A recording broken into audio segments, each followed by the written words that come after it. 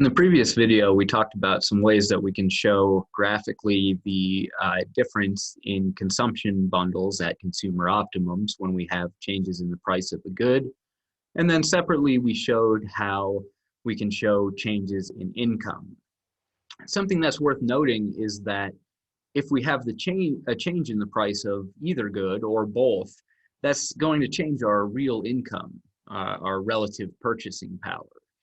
So we want to be able to show both substitution, which means how are we going to change our optimal consumption if we want to stay the same amount happy. And then we also want to show the effect of the relative income change. So if goods become cheaper, then we have relatively more purchasing power.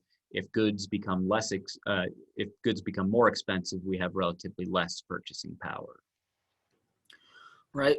So again, the substitution effect, we ask, suppose we have some sort of price change and the consumer wants to stay equally happy as before. What is the consumer going to do? The consumer is going to start consuming more of the cheaper good and less of the now relatively more expensive good. So that will be the substitution. But then also, there's going to be some income effect when we have these relative price changes. And we can identify, like in the last chapter, normal and inferior goods in this way because we can see how this relative income change impacts our optimal bundle. And we can say that if that income effect is positive, this must be a normal good. And if the good is inferior, the income effect is negative, or it moves in the opposite direction of the substitution effect.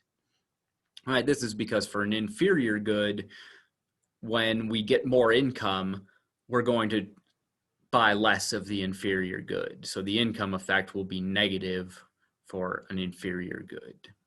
All right, so let's see what it looks like on a graph. First of all, let's familiarize ourselves with what this graph is showing. I know there's a lot of lines and it gets potentially cluttered, but focus for now just on point A and point B, right? A, we're going to say is the optimum before the price change, and B is the optimum after the price change, right? So here, this kind of darker blue line, I guess maybe they're calling, no, that's, I don't understand this S here. Maybe it's S. Anyway, this darker blue line is our original budget line. And we have our original point of tangency here, A. And then what's happened? It looks like food has become less expensive, so we can buy more of it. Clothing still costs the same, so we can buy the same amount. Our budget line shifts outwards and we get a new optimal point with these parallel indifference curves. Because of the relative price change, the price decrease, we can now buy more stuff and get to a higher level of utility.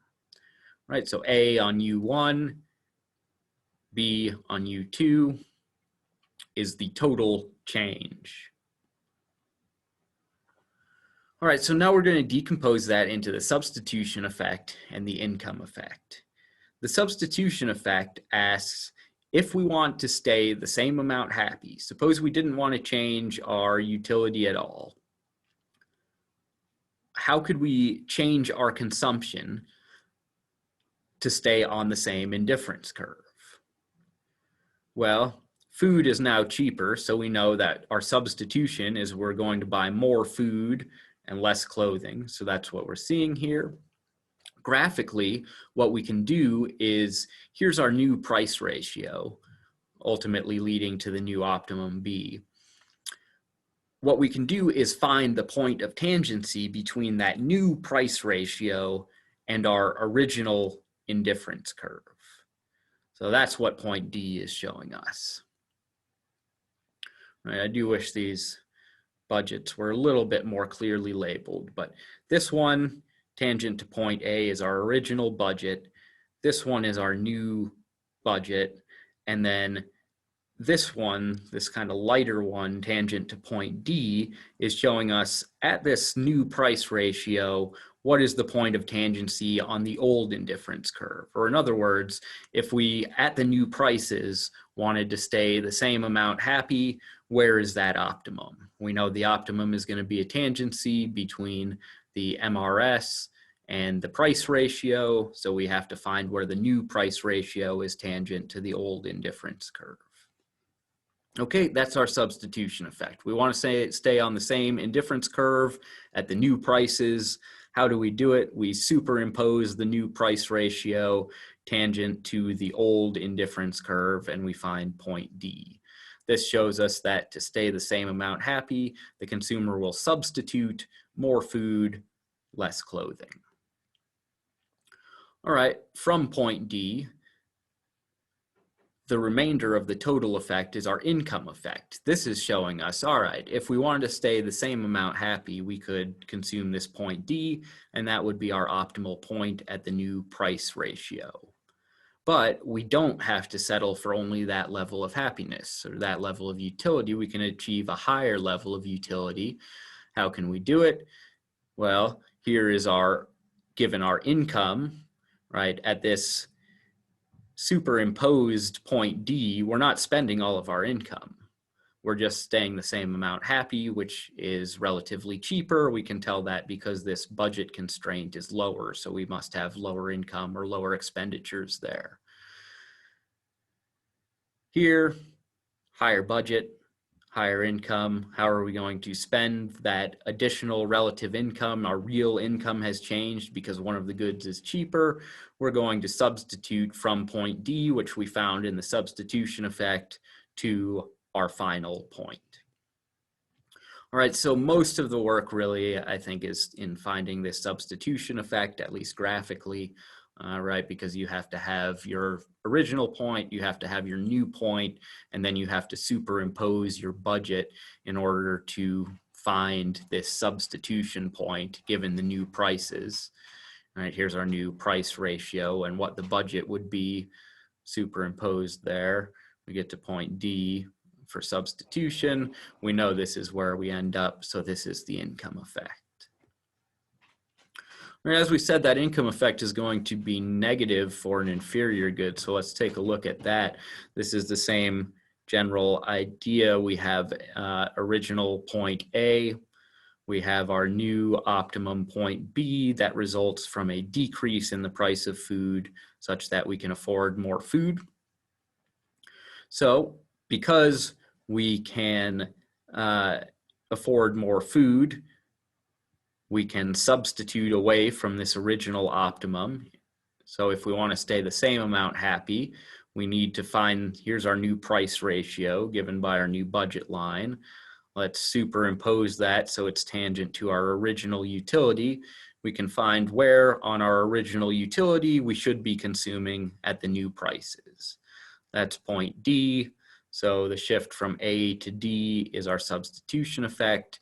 And note that we're only going to be doing this for the good which the price is changing. So this Y good, we're not really going to worry about income and substitution effects. I'll always phrase the question so that the price change is down here on this x-axis, and then you can see the income and substitution effect here like we're doing rather than having to do it on this axis. Right, substitution effect asks if we want to stay the same utility, same amount happy, how can we substitute to be on the same indifference curve?